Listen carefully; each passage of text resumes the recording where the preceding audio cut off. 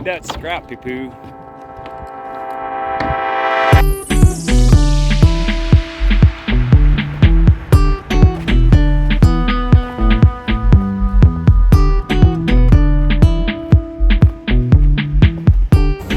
Find out kind of where the wheels are a little bit. And then if you roll over top of it, it'll set itself out. So we do the same thing on that one. And then it comes out. And then when I find to put it back in, it's a lot easier. You just take your wheels, make sure they're on the track there, front and the back, and then come to the top. I'm too short for this. Oh, it's all good. Relax. Sorry for that.